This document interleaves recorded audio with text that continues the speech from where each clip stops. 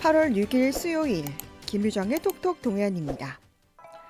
행안부의 재난안전제품 인증제도가 실증 테스트 없이 서류 심사 위주로 운영돼 개선이 필요하다는 지적입니다. 대구 안전생활실천시민연합 김중진 대표와 자세히 알아보죠. 대표님 안녕하세요. 네, 안녕하세요. 반갑습니다. 네, 우선 이 재난안전제품 인증제도가 뭔지부터 설명을 좀 해주시죠. 네, 그 재난안전제품 인증제도는 재난과 안전사고 예방, 대응에 효과적인 제품을 정부가 인정해주는 제도입니다. 네. 행정안전부가 2018년부터 운영 중이며 재난안전산업진흥법 제16조를 근거로 현재는 재난안전제품 인증제도 운영 규정 고시에 따라 시행되고 있습니다. 네. 제도의 취지는 분명합니다. 국민 생명을 보호하면서 동시에 관련 산업도 육성하겠다는 것인데 이 문제는 이 제도가 현장의 실제 안전성과는 괴리된 방식으로 운영되고 있는 점이 문제점으로 볼 수 있습니다. 네.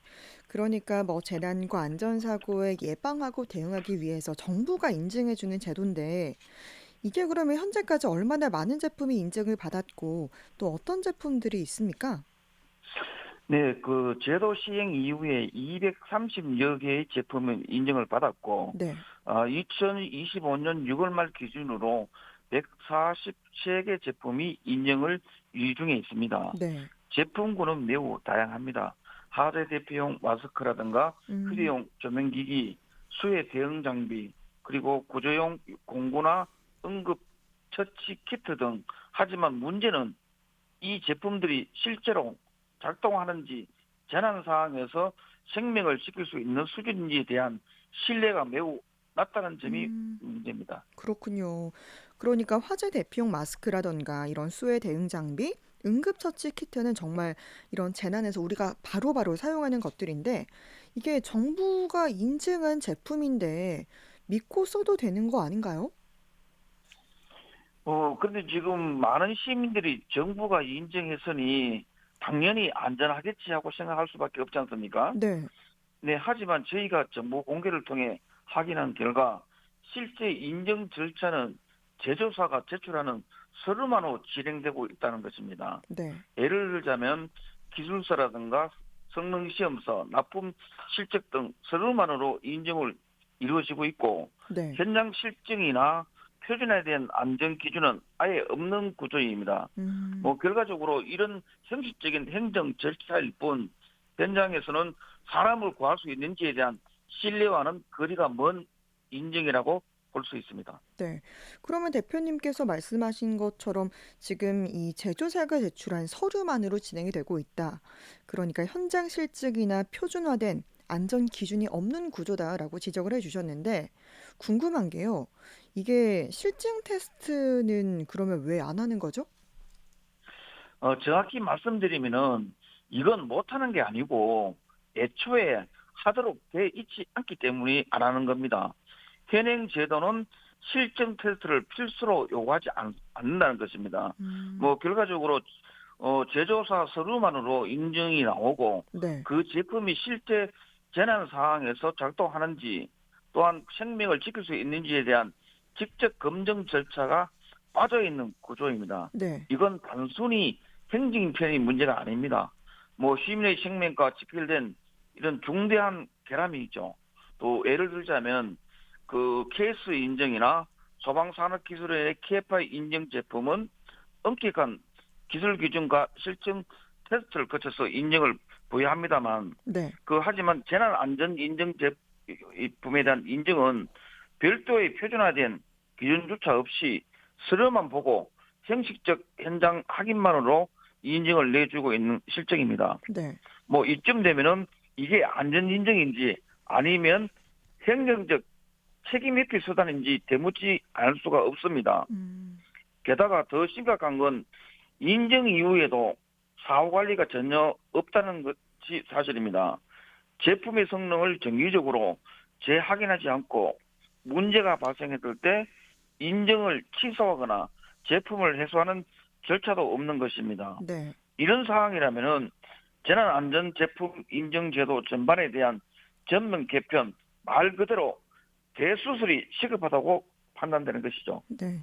사실은 이런 좀 제품들을 우리가 사용할 때 이게 생명을 지킬 수 있는가, 이 실제 작동 여부가 굉장히 중요한데 이게 또 정기적으로 재확인도 하지 않고 만약에 문제가 발생했을 때 회수하는 절차도 없다면 참 심각한 문제인 것 같은데요. 일단 가장 궁금한 거는 그래서 지금 실제 이 제품 성능에도 문제가 발생하고 있는지 이 부분입니다. 어떻습니까? 네, 그 가장 대표적인 예가 하재 대피용 마스크가 있는데요. 네. 그 KS나 K5 인증 제품은 유독 가스를 최소 15분 이상 차단해야 한다는 명확한 성능 기준이 있습니다. 네. 그렇지만 이런 대피 화재 마스크의 경우를 보면은 특히 화재 시에는 일산화탄소 농도가 2,500ppm의 고농도가 발생되는데 네. 실질적으로 이러한 제품들은 안전 기준인 200ppm 이하에서 실험에서 문제가 없다고 이야기합니다. 결과적으로 이러한 재난 안전 인증 제품을 받은 마스크 중 상당수는 그저 젖은 수건 수준이거나 일반 마스크에 불과하다는 것입니다. 그런데 이러한 문제는 이런 성능 미달 제품들이 전국의 243개 지자체와 17개의 교육청을 통해 대거 비치되거나 배포되고 있다는 것입니다. 네. 즉 정부 인증이란 이런 말에 형편없는 제품이 시민 손에 쥐어지고 있는 것이 현실인 것입니다. 네. 정말 개선이 시급한 상황으로 보여지는데요. 이게 그러면 어떻게 바뀌어야 한다고 보시는지요? 저희 본연업에서는 다음 한 네 가지 사항으로 제도 개편이 필요하다는 것을 좀 강조를 하고 있는데요. 네. 첫 번째는 실증 기반을 통한 인증 체계로 전환해야 된다. 음. 결과적으로 제품별로 재난 유형, 특히 화재나 수해, 지진 등 이렇게 맞는 세부 안전 기준을 마련하고 네.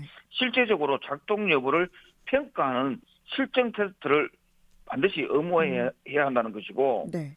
두 번째는 기존 인증 제도와 연계한 품질 기준을 좀 강화해야 한다는 건데, 네. 예를 들자면 KS라든가 소방산업기술원의 KFI, 또 음. 유럽 기준인 CE라든가 UL 등 이런 기준 인증과의 연계 통합 인증 체계를 좀 마련해서 인증 제품의 신뢰성과 국제적으로 좀 통용성을 함께 좀 확보를 해야 된다는 것이고, 네.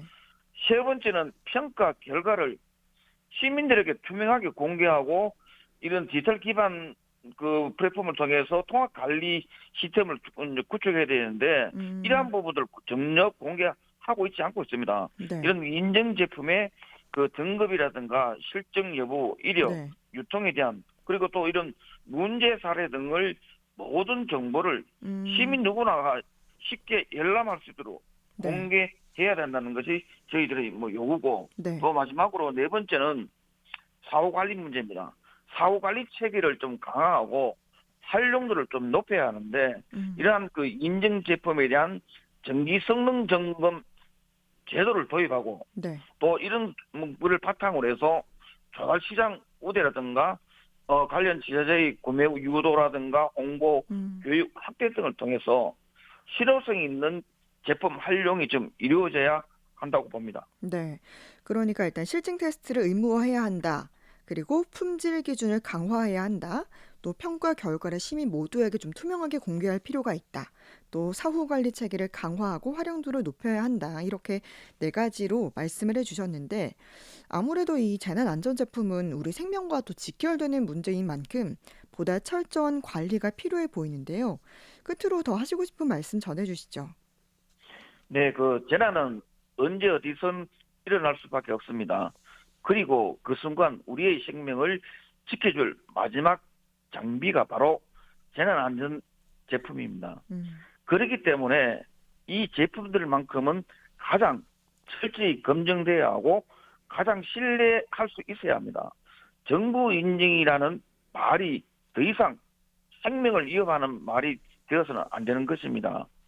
실증 없는 인정은 단순한 행정 실패를 넘어서 시민 생명을 저버리는 일입니다. 정부와 관계기관은 지금이라도 이 제도를 전면 개편해서 진짜 안전한 제품만이 인정을 받을 수 있도록 제도를 바로 잡아야 합니다. 그게 바로 국민 생명을 지키는 최소한의 책임이라고 봅니다. 네. 행안부의 재난안전제품 인증 제도가 개선이 필요하다는 지적, 대구 안전생활실천시민연합 김중진 대표와 이야기 나눴습니다. 고맙습니다. 네, 감사합니다.